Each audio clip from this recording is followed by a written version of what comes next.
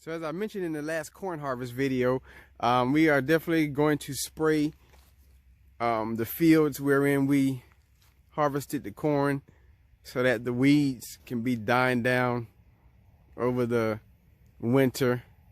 And we're using the new sprayer we got back in August.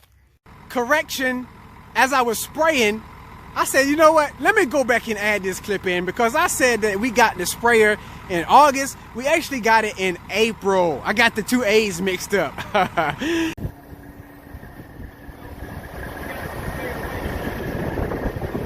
New sprayer. So we have here the new sprayer. It's 72 feet wide. Has a 400-gallon tank on it. That step ladder right there is pretty good addition versus what we used to have. And the booms, they fold in hydraulically. It's a big sprayer. It's very much bigger than the one that we last had weight wise. Pretty sturdy. So I'm pretty sure we won't have much boom issues. Even has hazard lights on it. It's pretty cool. But we haven't used it maybe twice before now, and we had it on the 7610, which is a two-wheel drive tractor, and man, you could only put 200 gallons in there and it would still be squirrely. But okay, back to regular schedule. This thing is it's a heavy piece of equipment. We're used to having a 300 tank, and it's not fancy like this where it can fold back and fold up. It folds a lot of different ways, but it's got a 400. It's got that 400-gallon tank on it, as you saw in the earlier clips when it first arrived.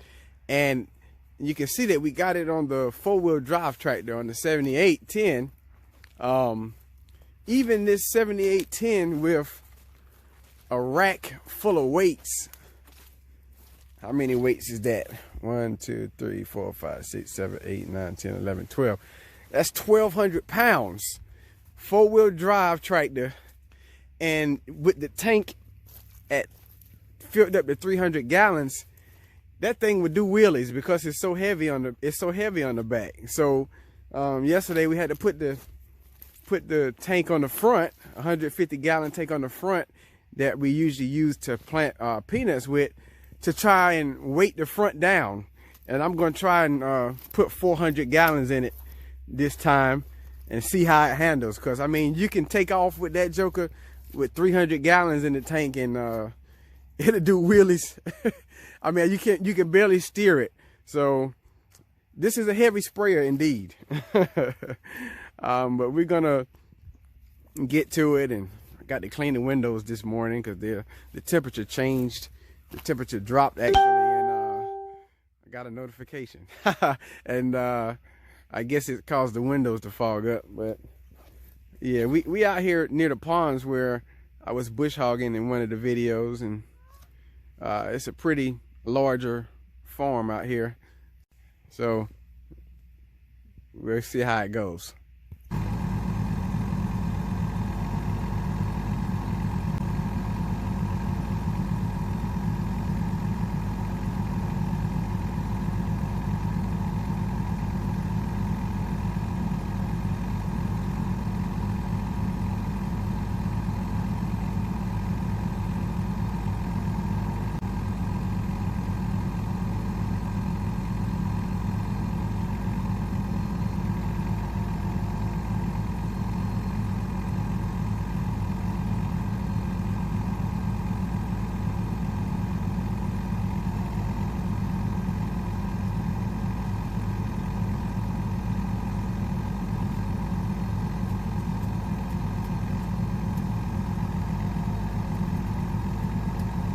So you saw it fold out.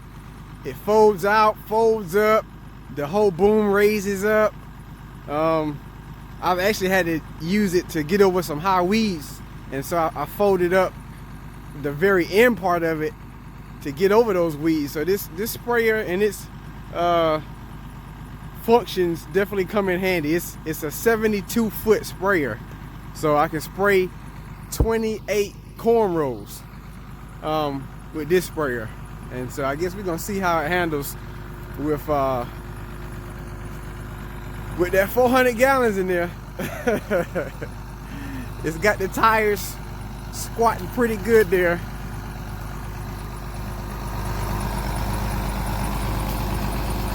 But we're gonna see how it does. Got it filled up with 400 gallons. Let's let off the clutch hard and see if it does a wheelie. Nope, she handles it good. Let's get some spraying done. So like I said earlier, this sprayer has a lot of different boom functions. There's actually 4 different functions for adjusting the booms. And that's the spray control up there. You can control the 3 different sections. We're spraying at about 20 PSI. It's a little bit high right now because it's still cold and the pump hadn't warmed up. But that's the control gauges for that. And so as I was coming to this end to turn around on the end rows, I remembered it's actually spraying 30 rows total. I told you guys it was 28 rows. So I came out right there and we count 28 rows from each tire. 1, 2, 3, 4, 5, 6, 7, 8, 9, 10, 11, 12, 13, 14, 15, 16, 17, 18, 19, 20, 21, 22, 23, 24, 25, 26, 27, 28. We turn it in right there. Right there, right there, right there, right there. So we've had our math. We've had our math for today. So it's 30 rows. 30 rows that we spray in total and 28 in between. I actually had to do a slower version of counting the rows so that I can record and count at the same time. But yeah, so on the other good side of having a wider and bigger sprayer, we can get more acres covered. Whenever we fill up, we can put 400 gallons in and spray 40 acres. So that's 10 gallons per acre. There's some more math for you. But we cover 30 rows and 40 acres, and you can get more acres covered in a day's time. So I need to spray over that pole right there, and I'm gonna lift up the outer section of the boom so that it'll go over it. Like I said, that's one of the functions that comes in handy, where you can get over stuff. Let's see, turn off the other 2 sections and turn on that section, and we can spray over it. Good, good.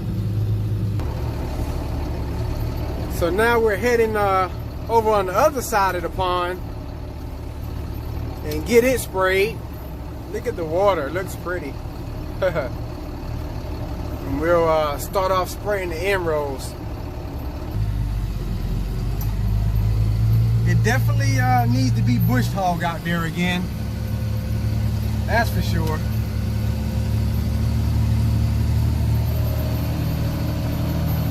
Ain't really got time right now though. Maybe if it gets wet again, might get to do it.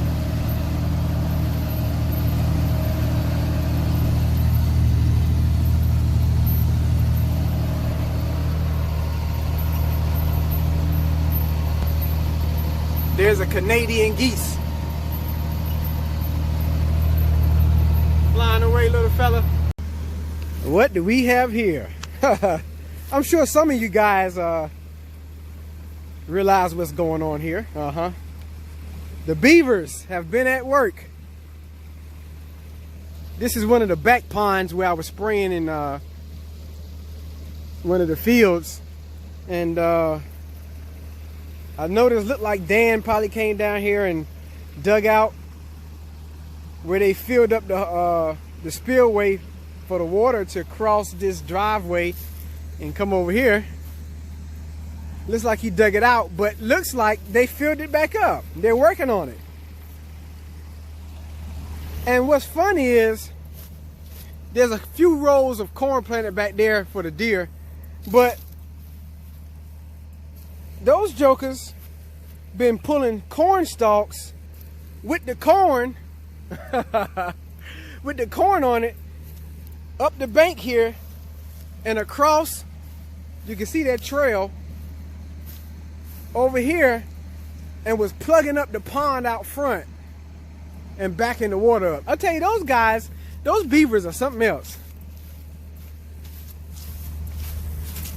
There was corn out here that I guess he didn't pick. He left it for the deer. And as I was spraying it, you can see where they were dragging it out here into the water. I meant the whole stalk with the ear of corn still on it. So you got corn out there in the water. Those beavers are something else, you guys. They really are.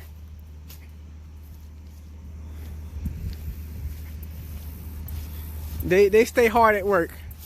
It makes me wonder how the dam is doing over by my house in the creek, because I actually have not been back there to look at what they've done since I've dug it out. I have not been out there since then. So they probably got some nice dams back there in the woods in the creek beside my house. But anyway, I just wanted to show you guys that. I thought that was pretty interesting what they were doing. I guess we're gonna have to get that dug back out sometime or another. I'll tell you, it's such a beautiful day. The sky is clear, not a cloud in the sky. Got the geese out there, Canadian geese out there enjoying themselves in the water. So we're now in a field that is a more wet field, and as you can see, if you remember in the last corn season video where the weeds had grown up pretty bad because it was so wet, this is one of those fields. And right there, let's see if I can zoom in some. Yeah, you see how tall those weeds are? They're called Pennsylvania. And you don't want to spread that kind of seed because those plants are a nuisance. And some of them is hard to kill, and they grow super tall. So I'm gonna have to raise up the boom and spray on the top of those. You get to see the boom go even higher in this case. So we're gonna raise it up with that ram there. And then we'll raise up the outside part some.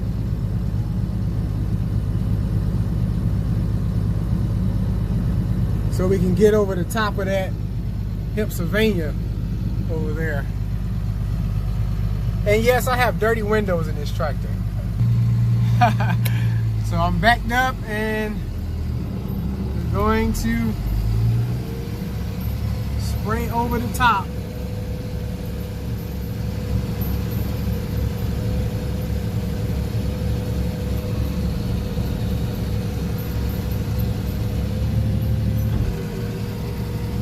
Let it down.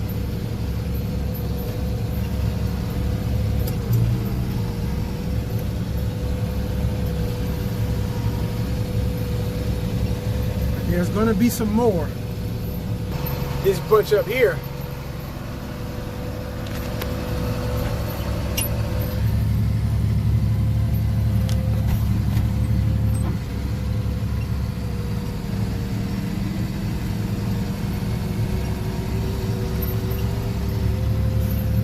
Got it.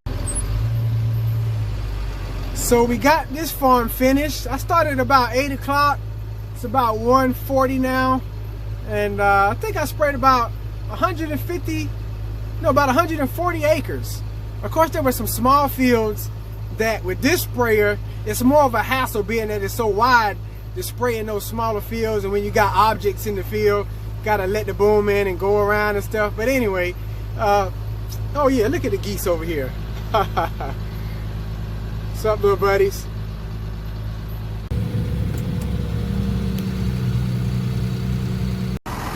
Well, what do we have here? Yes, I have bogged down.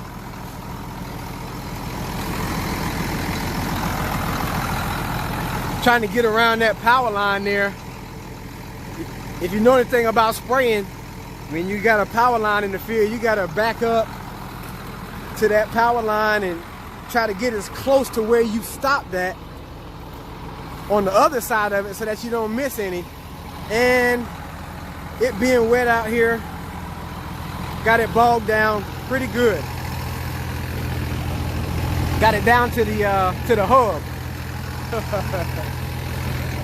As you can see, this is one of them bad weedy fields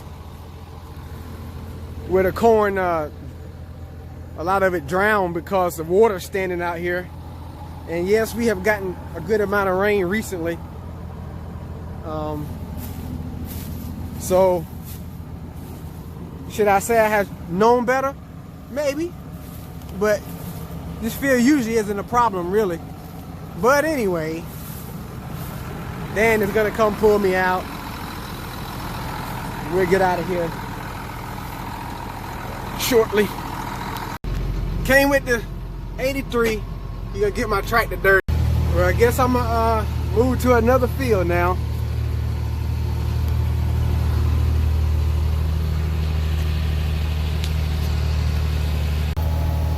As you can see, this is a more hairy looking field here. This is what we don't want to happen during the winter, which is why we're spraying it now. But it's getting late in the evening and the sun is going down. It's about 6:43 and I've sprayed, this will be 200 acres.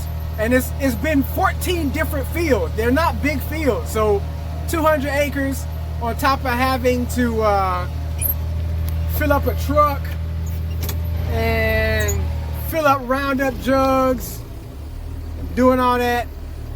That's a pretty good amount of acres in a day. So we gonna call it a day, and we'll see you guys in the next video. You guys stay blessed and don't stress.